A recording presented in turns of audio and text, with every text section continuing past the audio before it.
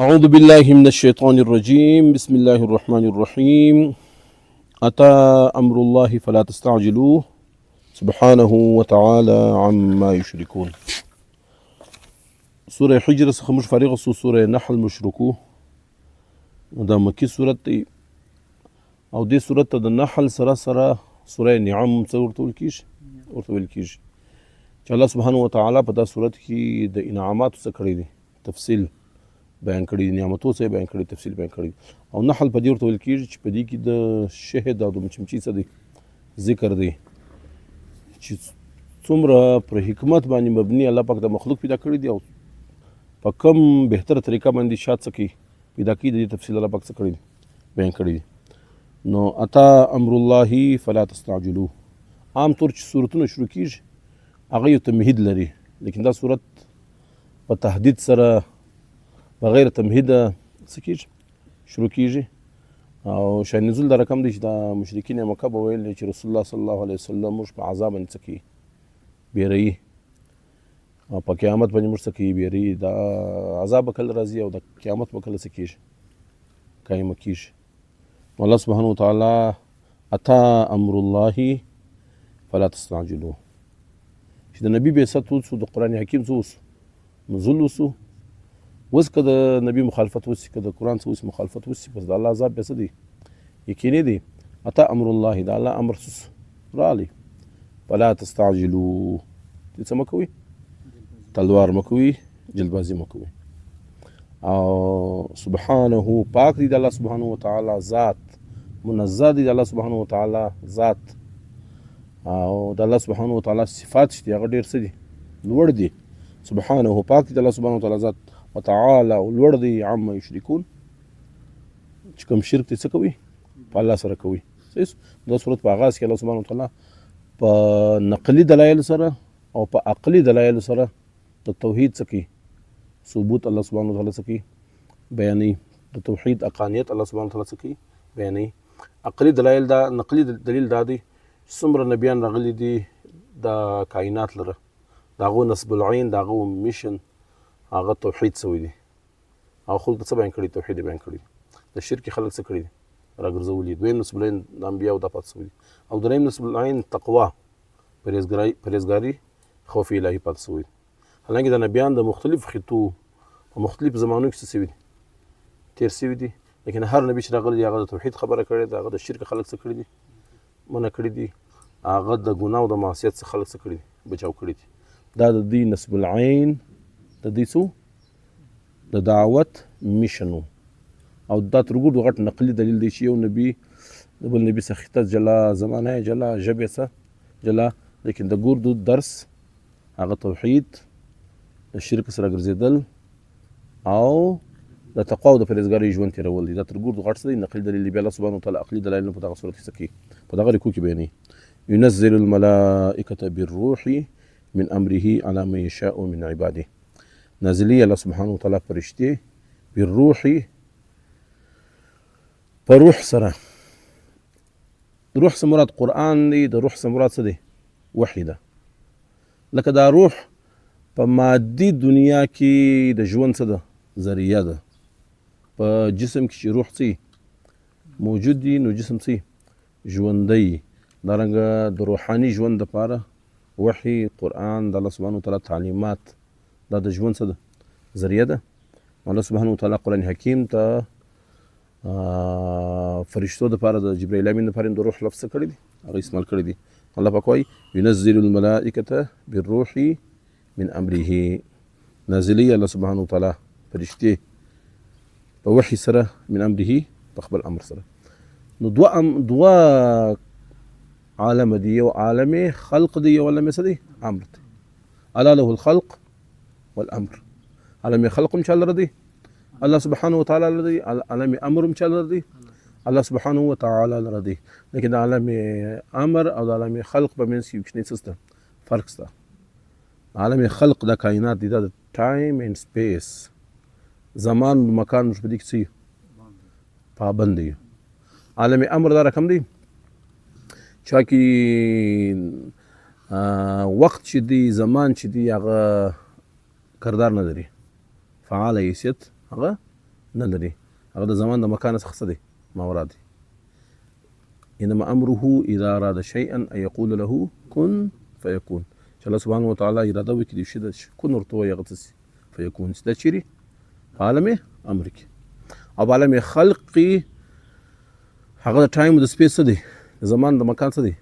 پابند دی. دلته چې یو شی وجود کې دغه دپاره څه شته؟ اسباب شته او د اسباب سره سره د وخت څه شته؟ پابندي شته. دا کائنات کې الله سبحانه وتعالی هر شی د وخت څه کړی دی؟ پابند پیدا کړی دی. که د کائنات الله پاک پیدا کړی دی، کائنات په عالم خلق کې الله پاک څه کړی دی؟ پیدا کړی دی. دلته په شپږ ورځې الله سبحانه وتعالی د مځکې او اسمانونو څه کړي دي؟ پیدا کړي دي. چې دا یو تخم وي هغه بوټی جوړېږي، د بوټ څخه بیا د درخته جوړېږي، بیا دا میوه کوي. دا د یو خاص ټایم څه پابند دی. نو ينزل الملائکة بالروح من امره على من یشاء. هغه بل خبر ده د روح لفظ رالی درې شان داسې موږ ته معلوم دي چې د هغو د روح سره تعلق د چا سره دی؟ د عالم امر سره دی. په هغه کې یو شی روح ده، دویم شی څه دی؟ هغه فرشتي دي. د فرشتو تعلق د چا سره دی؟ د عالم امر سره دی. ينزل الملائکة الله سبحانه وتعالی څه کوي؟ نازلوي فرشتې بالروح په وحي سره من امره خپل امر سره على من یشاء من عباده چې خوښ شي پر هغه بندګانو باندې چې هغه انبیا علیهم السلام دي. بیا هغو ته حکم څه دی؟ ان انذروا دې خلک څه کوي؟ وبېروئ انه لا اله چې نسته لایق معبود د عبادت الا انا مگر هغه زما ذات دی. فاتقوني زما څخه څه سي؟ وبېرېږي. صحیح. نو دا تر ګردو غټ نقلي دلیل دی پر توحید باندې. څومره نبیان راغلي دي هغه ګردو د توحید د شرک خرابیانې او د تقوا څه بیان کړي؟ فاتقوني د تقوا د پرهیزګارۍ څه کړي دي؟ حکم کړی دي.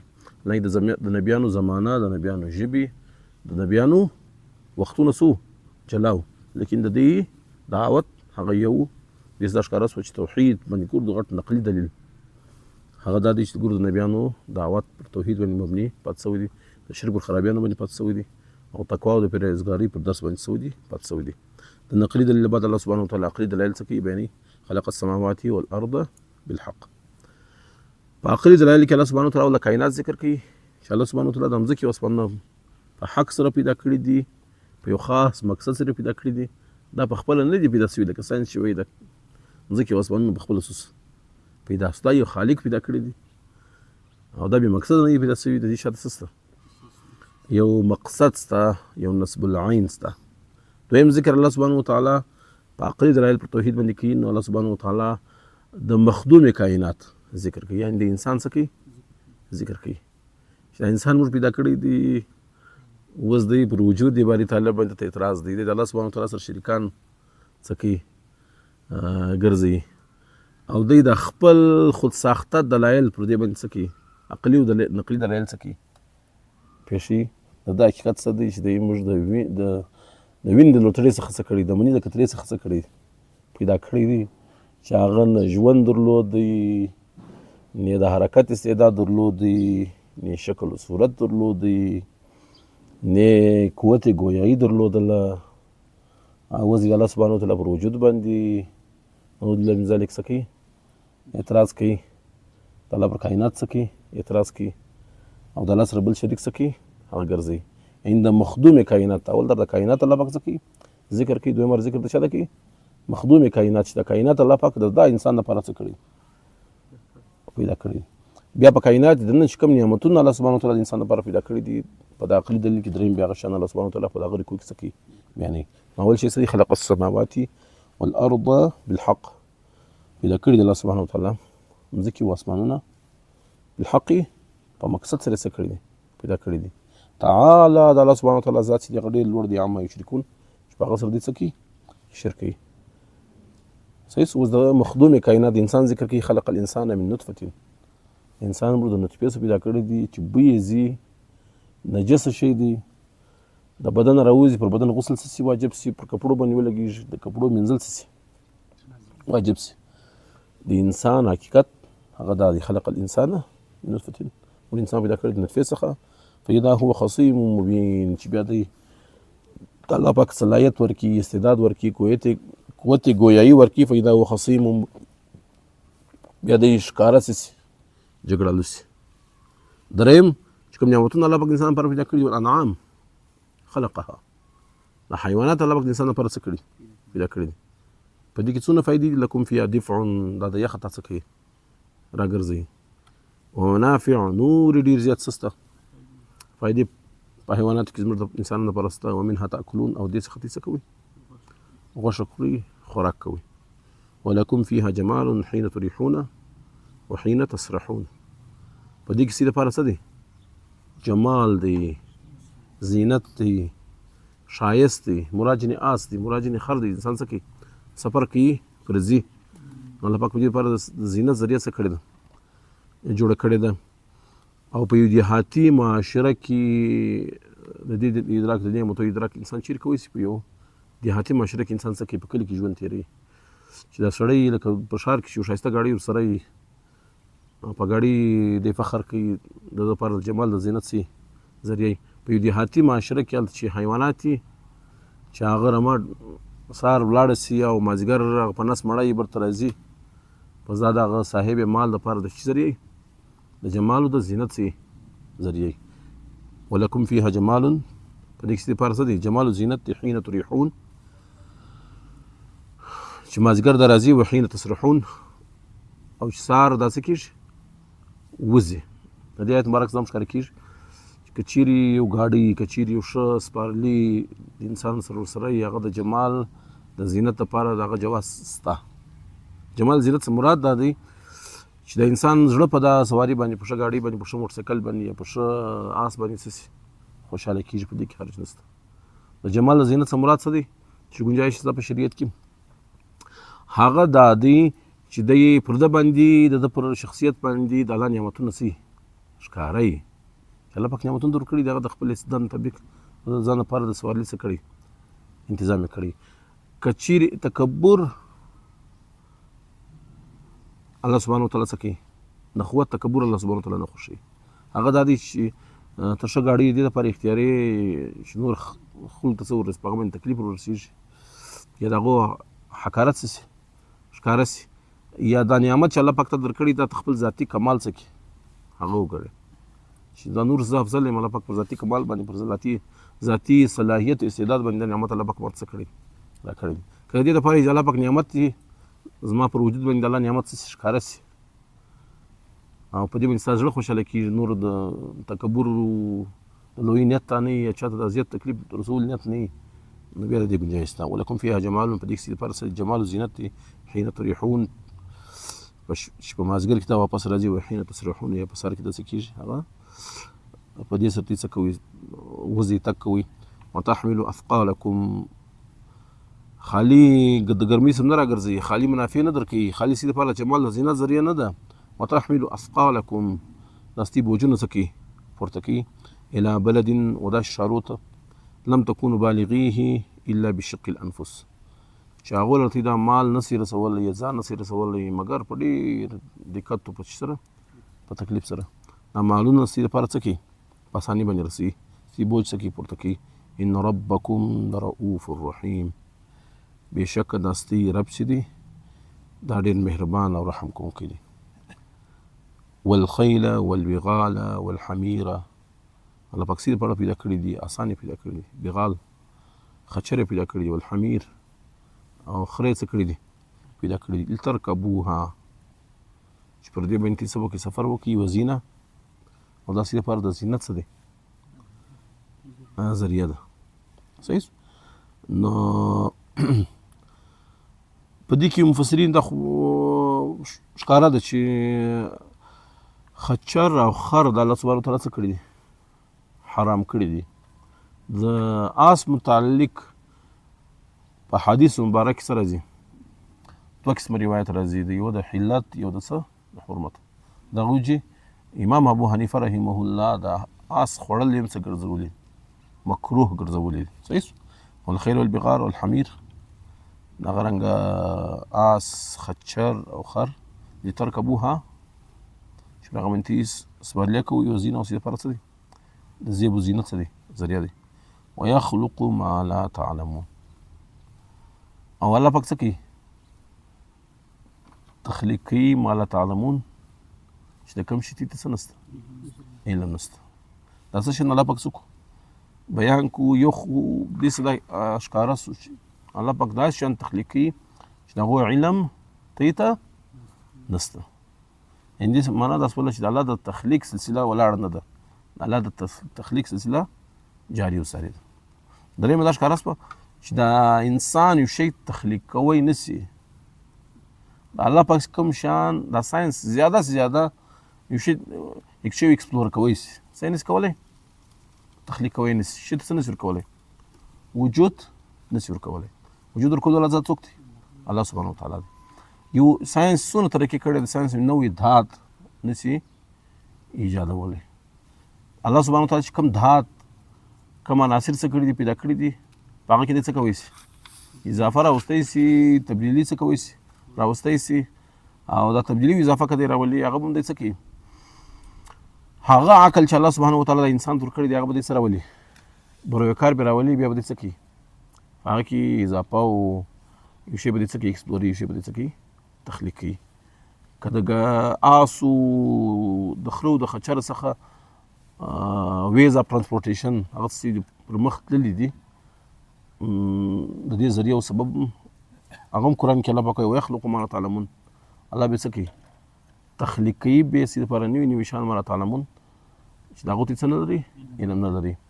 ریل ګاډۍ راغله، جهاز راغلی، بیا راکټس رالو چې هغه خلا ته څه کېږي؟ هغه کېږي. اوس بولټ ټرینز رالو او دغسې هم نوي ټکنالوژي چې په میګنیټیک فیلډ باندې دا نوي ریلویز ځي د هغه سفر تر چا زیات رفتار یې تر جهاز هم زیاتي. نو په دا آیت کې د هغه هم ګردو ذکر شته. ویخلقو الله پاک به تخلیق کوي ما لا تعلمون چې دې ته څه نشته؟ علم نشته. صحیح شو؟ د هر څه کوم شی جوړېږي هغه الله سبحانه وتعالی جوړ کړی وي، او چې څوک یې جوړوي هغه ته ذهن دماغ چا ورکړی دی؟ هغه هم الله سبحانه وتعالی ورکړی دی. ویخلقو ما لا تعلمون. اول خو د انسان ما سوا په کائنات کې بل شي ترقي نه ده کړې. هغه په هغه پریمیټیو لایف کې څه کوي؟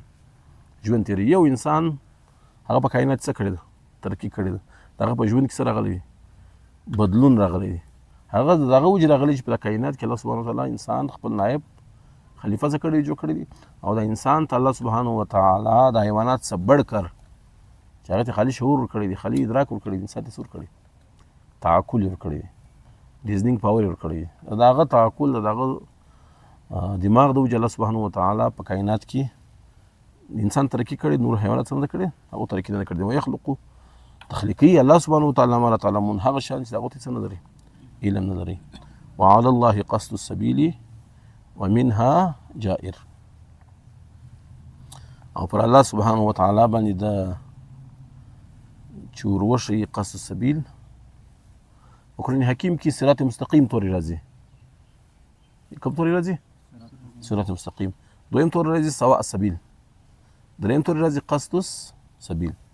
د دې ګردو معنا سیده لار ده، د هدایت والا لار ده، توحید والا لار ده. نو الله سبحانه وتعالی په کائنات کې د هدایت د سیده لاره الله پاک عام کړی نه ده، خاص کړی هغه چا لپاره ده چې کوم خلک دې لارې څه وکړي؟ طلب وکړي. بیا پر الله باندې لازمه ده چې هغو ته د هدایت لاره سیده لاره څه کړي؟ وروښیي. سړی په خلاصېږي. وعلى الله قصد السبیل. پر الله سبحانه وتعالی باندې ده چې وروښیي سیده لار. او دا سیده لار ته چیرې بیایي؟ جنت لره دې بیایي. دې لارې سته چې ومنها جائر چې هغه څه دي؟ کږې لارې دي، هغه بیا د هلاکت د بربادۍ څه جوړېږي؟ ذریعې جوړېږي. صحیح شو؟ نو دا جمله په اصل کې جمله معترضه ده. د دې څلورم الله سبحانه وتعالی د نعمتو څه کوي؟ ذکر کوي. د دې جملې څخه وروسته الله سبحانه وتعالی برته ده پر توحید باندې د عقلي دلایلو څه کوي؟ ذکر کوي. دا یو جمله معترضه په منځ کې راغلې وعلى الله قصد السبیل. او الله سبحانه وتعالی ته ورمعلومه ده الله سبحانه وتعالی ورښیي هغه خلکو ته چې هغه د صراط مستقیم د سیده لارې څه وکړي؟ طلب وکړي. ومنها جائر. او دې لارې هم شته چې هغه کږې لارې دي، هغه د انسان د هلاکت او د بربادۍ سره څه کوي؟ هغه مخامخ کوي. نو على الله قصد السبیل.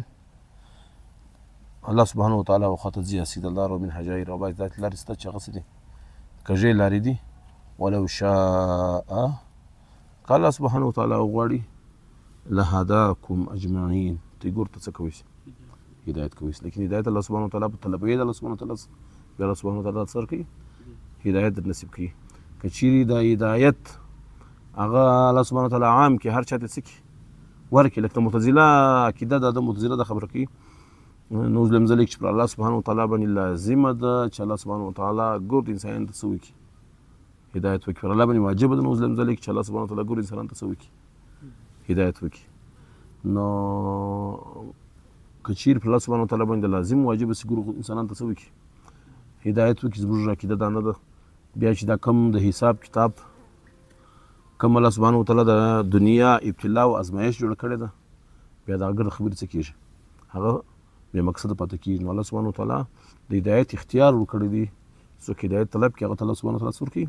هدایت ورکړي ها الله پر دې قادر دی ولو شاء الله هداکم اجمعین که الله سبحانه وتعالی وغواړي ګور انسان ته څه کوي هدایت کوي الله تعالی دې ماته تاسو ټول ته په دا ویلو اورېدلو دا متفق نصیب کړي